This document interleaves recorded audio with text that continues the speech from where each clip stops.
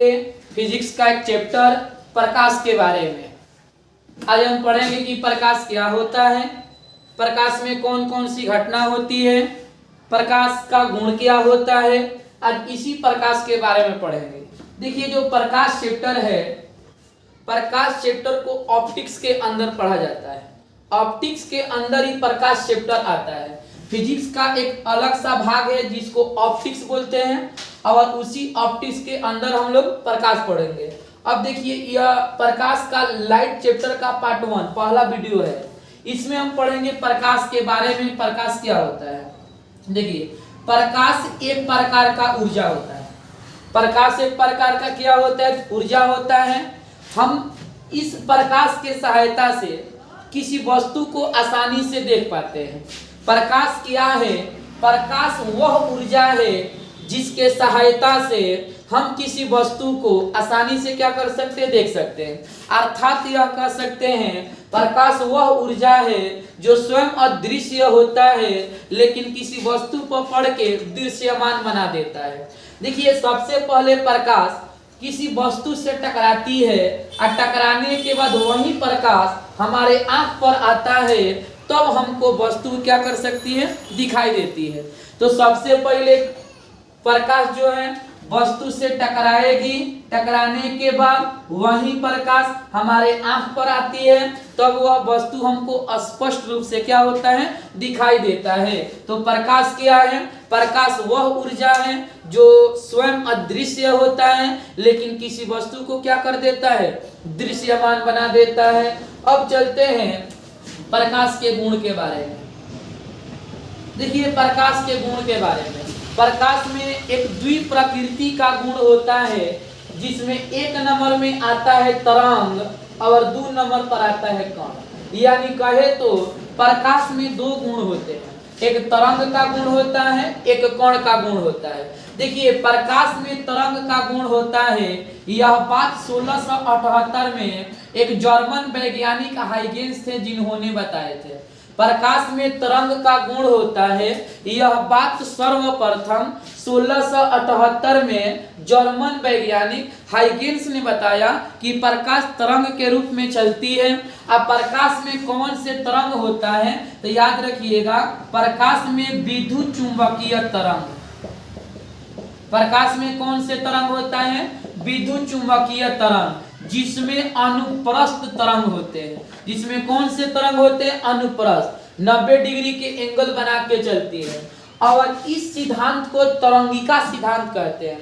इस सिद्धांत को कौन से सिद्धांत बोलते हैं? तरंगिका सिद्धांत। 2 नंबर पर आता है कणिका सिद्धांत।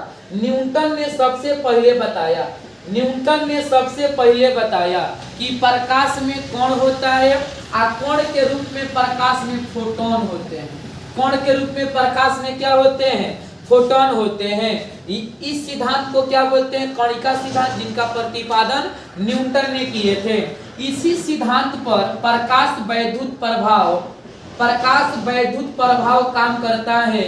अर्थात हम लोग जानते हैं कि जब किसी धातु के प्लेट पर प्रकाश दिया जाता है तो उसके सतह से इलेक्ट्रॉन क्या करते हैं? निकलते हैं, जिसके सहायता से हम लोग बैटरी को क्या करते हैं? चार्ज करते हैं। तो प्रकाश के कण के जो सिद्धांत होते हैं उस पर काम करता है। अब चलते हैं कि प्रकाश में जो तरंग के गुण होता है, उस तरंग के गुण पर कौन कौन सी घटना होती है। तो सबसे पहला घटना आता है परावर्तन। परावर्तन क्या है? प्रकाश को किसी वस्तु से टकरा के वापस मुड़ जाना क्या कहलाता है? परावर्तन। 2 नंबर पर आता है अपवर्तन, एक माध्यम से दूसरे माध्यम में चले जाना, एक माध्यम से भुला के दूसरे माध्यम में चले जाना। 3 नंबर में आता है विक्षेपण, प्रकाश के किरण को 7 रंगों में बंट जाना। इसके बाद आता है प्रकीर्णन, प्रकाश के किरण को सभी दिशाओं में फैल जाना। इसके बाद आता है विवर्तन, किसी कोने से, किसी वस्तु के कोने से प्रकाश को मुड़ जाना, क्या होता है? विवर्तन। और इसके बाद आता है व्यतिकरण, इसके बाद आता है व्यतिकरण, इसके बाद आता है ध्रुवण, इसके बाद आता है ध्रुवण। इस सब के सब ना इस प्रकाश के तरंग के सिद्धांत पर इस सारी घटना होता है। चलिए, प्रकाश के अब आगे वाला गुण देखिएगा। प्रकाश जो है सीधी रेखा में गमन करती है। किस रेखा में गमन करती है? सीधी रेखा। प्रकाश किस रेखा में गमन करती है? सीधी रेखा। प्रकाश को चलने के लिए किसी माध्यम की आवश्यकता नहीं पड़ती है। प्रकाश को चलने के लिए किसी भी माध्यम की आवश्यकता नहीं पड़ती है, क्योंकि प्रकाश विद्युत चुंबकीय तरंग होता है। अब विद्युत चुंबकीय तरंग को चलने के लिए किसी प्रकार के माध्यम की आवश्यकता नहीं होता है। अब इसमें हम लोग देखते हैं कि प्रकाश के चाल। प्रकाश के चाल सुनिए, प्रकाश के चाल क्या होता है? 3 × 10⁸ मीटर प्रति सेकंड, किलोमीटर में 10⁵, क्योंकि 3 को 0 का हो जाएगा, कैंसिल हो जाएगा। अब देखिए प्रकाश का चाल जो है प्रकाश के तरंग दैर्घ्य पर निर्भर करता है। प्रकाश के चाल प्रकाश के तरंग दैर्घ्य पर निर्भर करता है।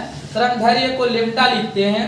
देखिए जिस रंग का तरंग दैर्घ्य ज्यादा होता है ना, उनका प्रकाश की चाल भी ज्यादा होता है, और जिसका तरंग दैर्घ्य कम होता है ना, उनका प्रकाश के चाल भी क्या होता है? कम होता है। समुद्र के अंदर प्रकाश 200 मीटर गहराई तक जा सकता है। समुद्र के अंदर प्रकाश 200 मीटर गहराई तक जा सकता है।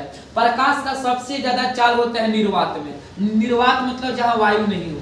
निर्वात मतलब जहां वायु नहीं हो। प्रकाश के मतलब सबसे ज्यादा चाल जो होता है निर्वात में होता है, जहां वायु नहीं हो। प्रकाश देखिए निर्वात में ज्यादा होता है।